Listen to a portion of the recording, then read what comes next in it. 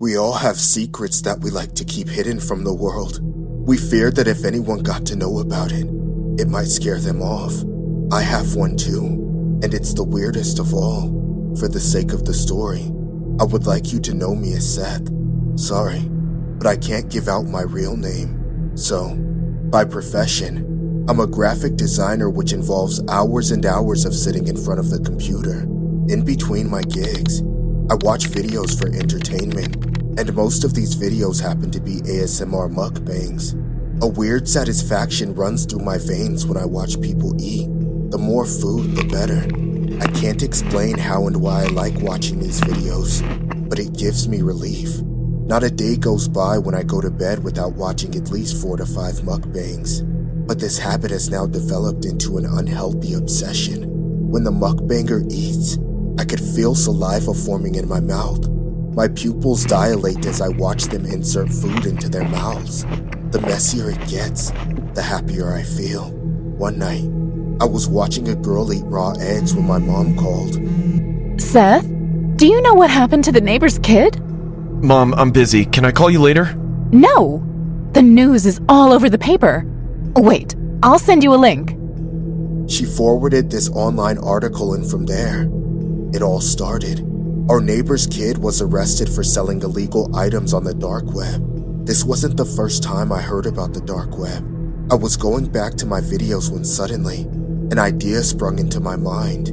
I have been to the Tor browser quite a few times when I was in college. Old memories hit me and I decided to surf the deep web again. But this time, I wanted to see if there were any creepy videos related to mukbangs. Yes, I know you already think I'm insane, but please bear with me, because what happened next has changed my life forever. After scrolling through cringeworthy websites and advertisements on hiring a hitman, I stumbled onto this link for joining a chat room. The title read, "Blank Soup." Thinking I'd found what I was looking for, I clicked on it. The screen started loading and I couldn't keep still.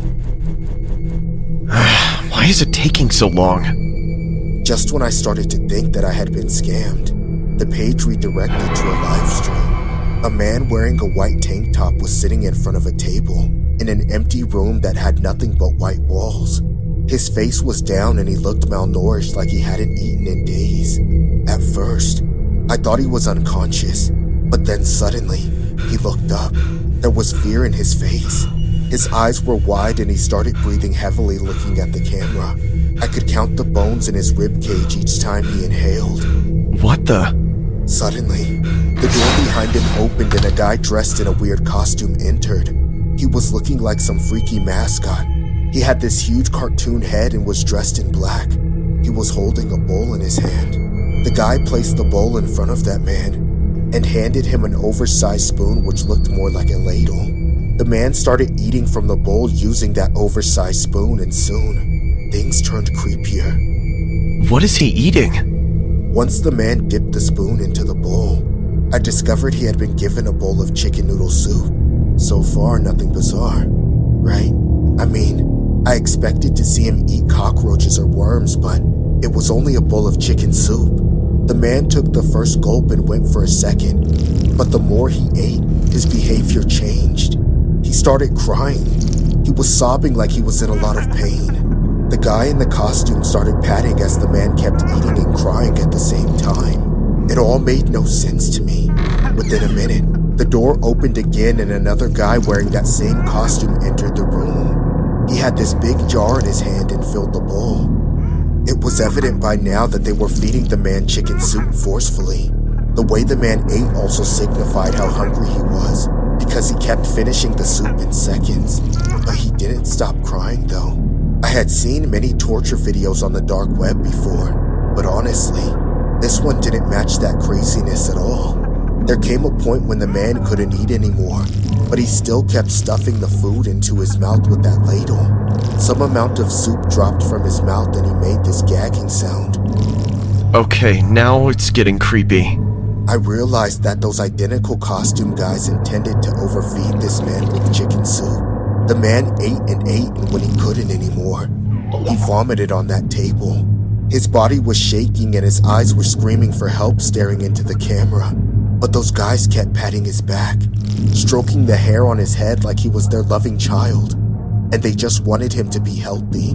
People who were watching this video with me had started to comment under the live stream by then, and I decided to check them for more context to what was happening with this man. Most of the comments were straightforward and freaky on how these men should force this man to do more crazy stuff. I agree, I'm a bit creepier than most people, but those who commented on feeding him worms, snakes, and even his own vomit made me realize how twisted people on the dark web are. After scrolling through the entire chat section, I didn't find anything to shed light on the matter. When I went back to the video, the man was vomiting all over his clothes and yet still eating the chicken soup. Okay, this is boring now. I had enough of this, so I exited the website and went to bed for the night.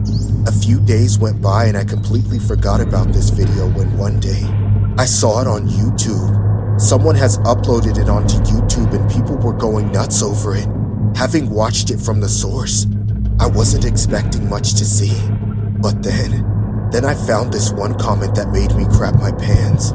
Someone has shared a theory which is going viral about this video, and it said, Poor man. No doubt he loved his wife a lot.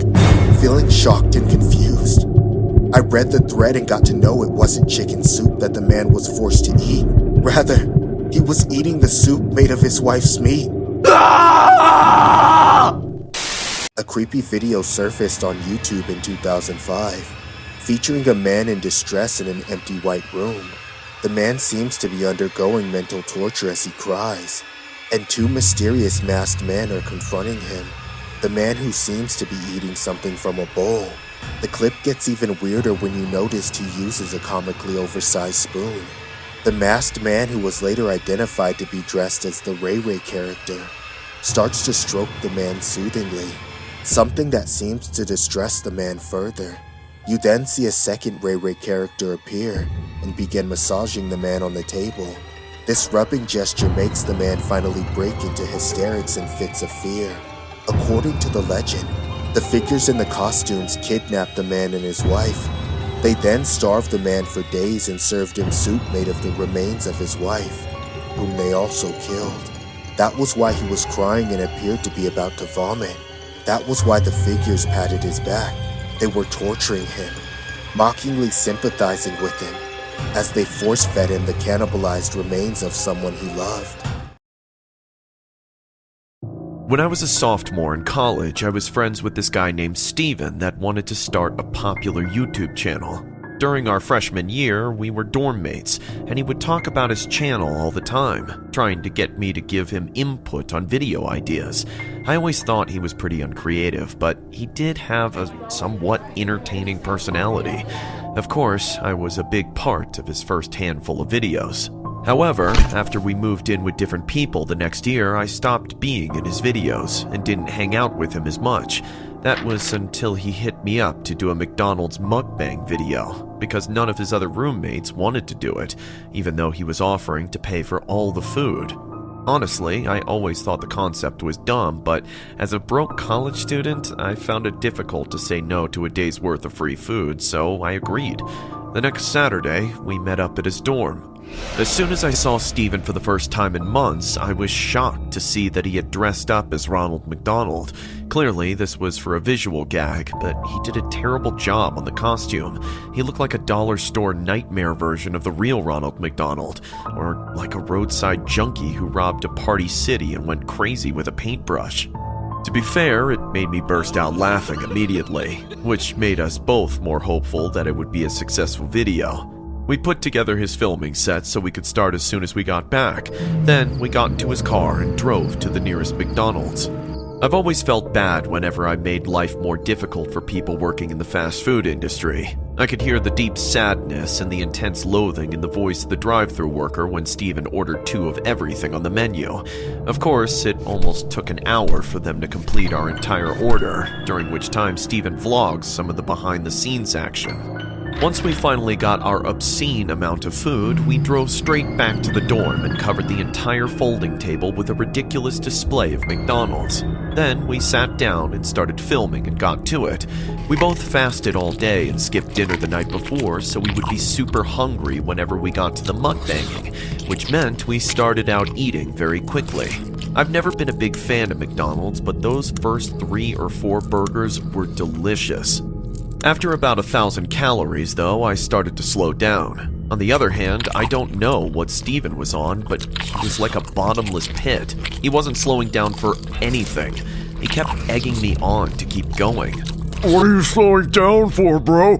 Go big or go home! It's so much food, man. We barely made a dent. Exactly. That's why we can't quit now. We haven't even gone through the burgers. If I eat one more burger right now, I'm never gonna eat another burger in my life. Fine, you big baby. I'll finish the burgers. You get started on the nuggets. All right. By then, the nuggets were cold and tasted like cardboard. The only thing that made them edible was dipping them in an excess amount of sauce. I ate 10 nuggets and then started munching on fries because I couldn't stomach anything else. Before long, I was starting to feel physically ill. I put my head on the table just for Steven to start flipping out on me. Hey, you can't sleep. Look at all this food that's left. Why are you quitting on me, man? Go big or go home.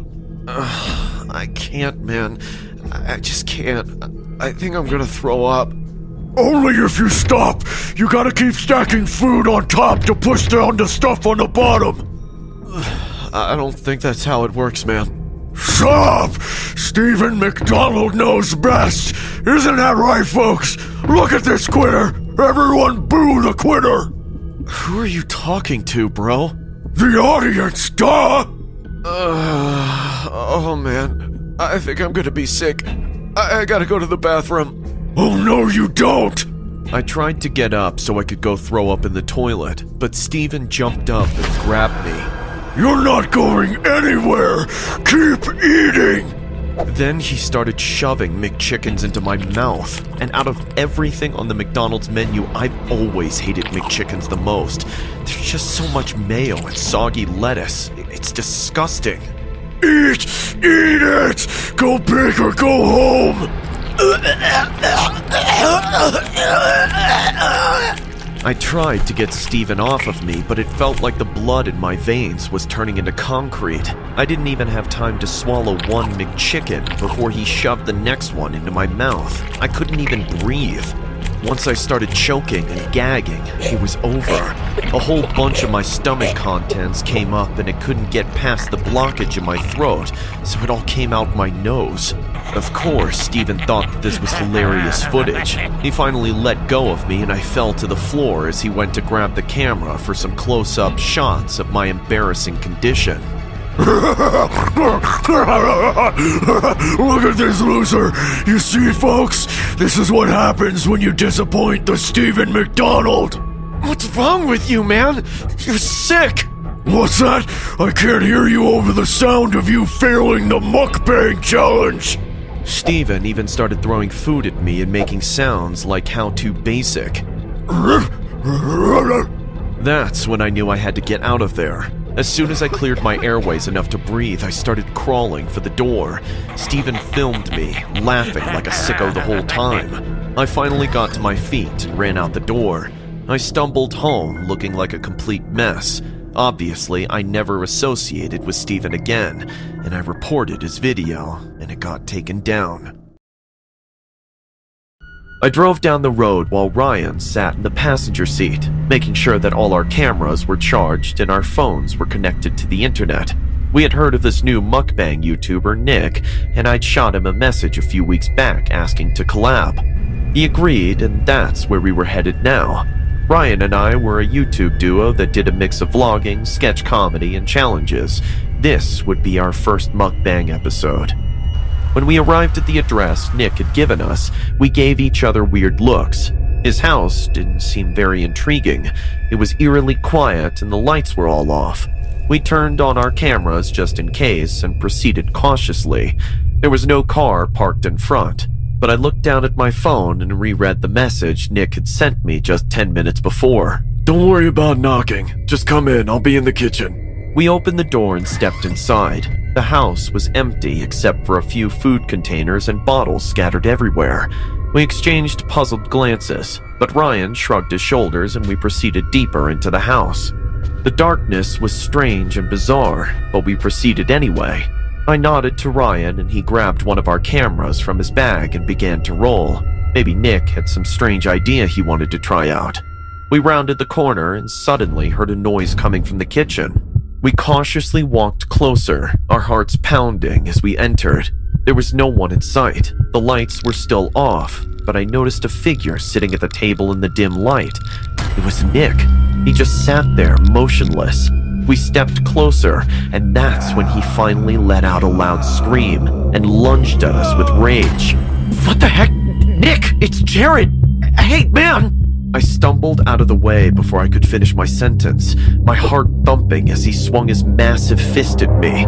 His body was huge and took up a lot of the room.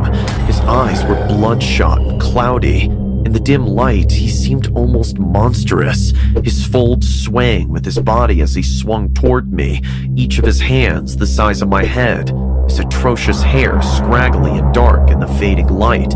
Jared, man, what's going on? Let's get out of here. I dodged past the hulking figure again as he hurled dishes and food at us. We sprinted out of the kitchen across the hall and out of the house as fast as we could. I was terrified as I ran, quickly realizing I had forgotten where the exit was. Luckily, I soon saw the door and we ran for it. As soon as we were outside, I looked back to see the massive figure of Nick chasing us down. His thudding footsteps got louder, and I leaped into the truck, urging Ryan to follow. Get in! Get in! As soon as Ryan had stumbled into the passenger seat, I turned the key and revved the engine, reversing out of the driveway. As I did, however, I saw the garage door of the house open. Nick leaped into a van that was parked inside, and he sped out of the garage, chasing after us. I drove as fast as I could, my heart pounding in my chest. As we approached a red light, I got ready to swerve around it, but a large semi was heading toward the intersection. He's gaining on us, bro! Come on, what are you doing? With a sickening thud and a lurch, I felt his van collide with our truck. I revved the engine again, speeding through the intersection as soon as the semi had passed. We gotta get to the police station, man. It should just be down the road a bit. With a final burst of energy, I drove as fast as I could down the street. We were almost there when suddenly I heard Ryan curse and I realized the van was no longer behind us. Nick had pulled his van up side by side with our vehicle and he swerved the wheel, his eyes wild as he leaned out of the window and yelled something incomprehensible. As his vehicle collided with ours, I swerved off the road, my tires crunching on the gravel. When I looked back, I saw him leap from his van and run towards our car. Lock the doors, man! I locked the doors as Ryan had said, and just in time. In an instant, the massive man was against the windows, smashing his fists at the glass and making it crack. But then suddenly, his eyes went blank and he stopped pounding on the window. He just stood there, his body limp and his eyes staring off into space. We both sat there for a few moments in stunned silence before I slowly opened the door. When I approached him, I noticed that he was trembling and muttering something to himself. It looked like he was having some sort of episode. I didn't hesitate. I wasn't sure if he was pretending or not, so I called the police anyway. Hello? 911? I need help. I explained what had happened, and soon a police car was on the way. I stayed with Nick until the police arrived. He seemed to have calmed down, but he just kept repeating the same thing over and over. I couldn't make it out, but it almost seemed apologetic. As it turns out, it wasn't his fault. Apparently, he had been suffering from paranoid schizophrenia disorder and had never received treatment. A few days later, I heard that Nick was doing better. He was undergoing treatment, and he seemed to be doing a good job of managing his condition. Ryan and I were happy to hear the news, but I'll be honest, I'm not going to collaborate with him again.